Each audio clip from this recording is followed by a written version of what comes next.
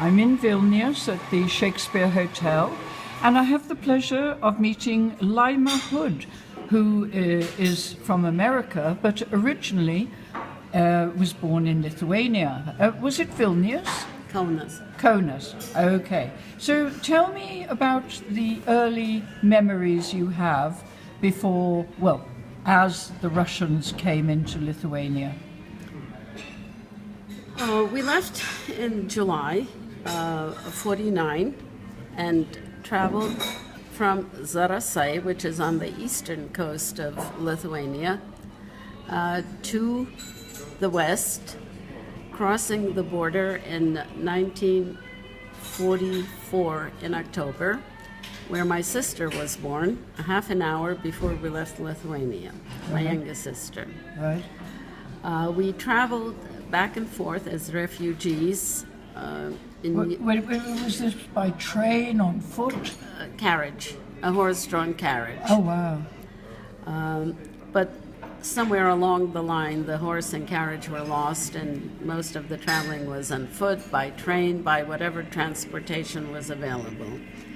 We ended up in Munich, actually Ingolstadt, which is just 10 kilometers or 30 kilometers north of Munich, where several refugee camps were established. And we were living in a Lithuanian refugee camp for 4 years.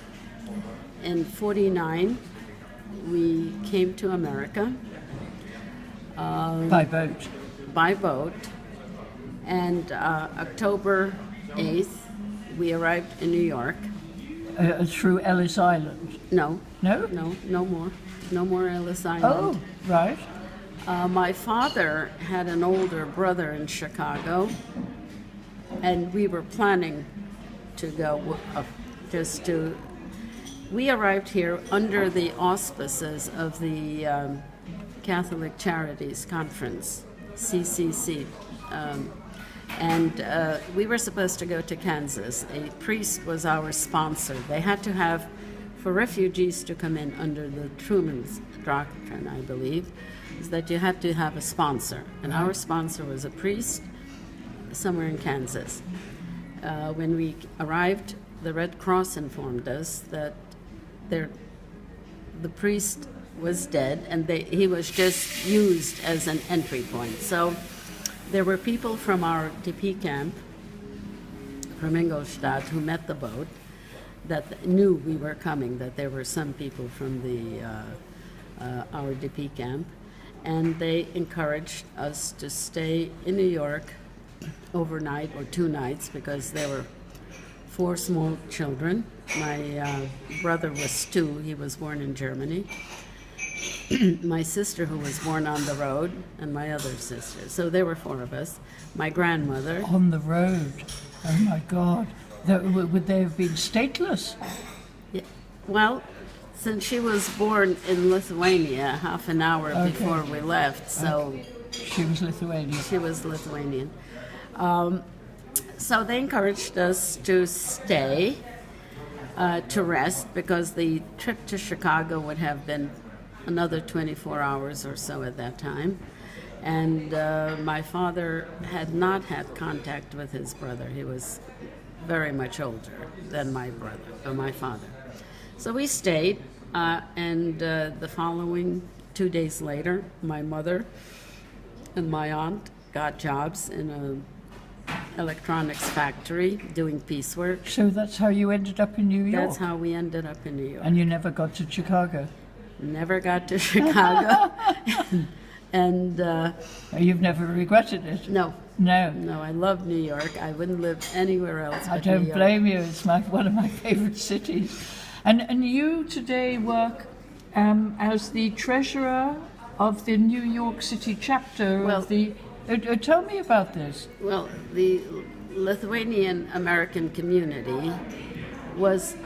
how big is it? How many... It's a national organization. Yes. Every Lithuanian in America technically belongs to the organization, but we do have annual dues Not everybody pays, but chapters are formalized chapters, which usually provide cultural activities for the community. So you're very well organized.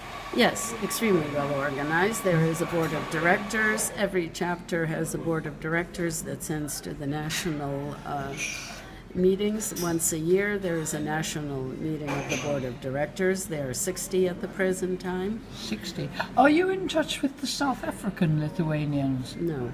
Not at all? No. Well, there is the World Lithuanian Community, the same as our American Lithuanian American. Right. So the World Lithuanian Community then has its global organization that the individual countries have their communities that belong to this organization. I was like very the British, the South African, German. And I hear Danish. now Ireland has a large community. I only learnt this yesterday. Oh yes, they have a very large community. Amazing. So much so that in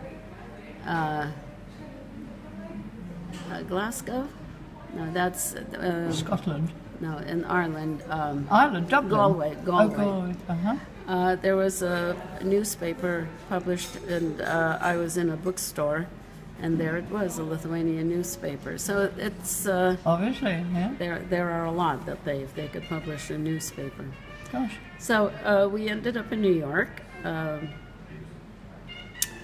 Went to grammar school with a lot of Lithuanians, to high school with a lot of Lithuanians, to college with a lot of Lithuanians, and until I went to graduate school, I did not have lasting American friends.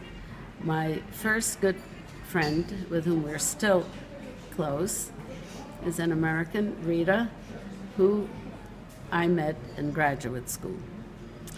This was for social work. We're social workers, professional, and also psychiatric, you said? Psychiatric, yes, because yes. Continued after graduate school, continued for 2 more years training in psychotherapy. Right.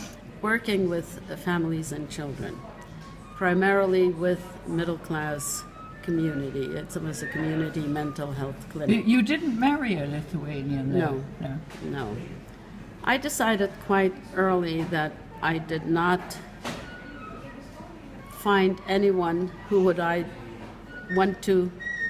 The Lithuanians that I knew were not up to my ideal of what I had in mind for myself in the future. And what did you have in mind for yourself?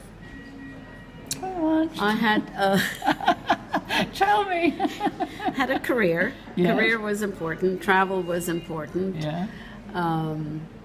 Culture was important, and most of the, I should say, most men that I knew in the Lithuanian community were a little more maybe narrow-minded than what I had wanted for myself. So I decided I'd rather be single than be stuck with some dodo. Yeah. Quite. And I was 35 when I got married. I was 36.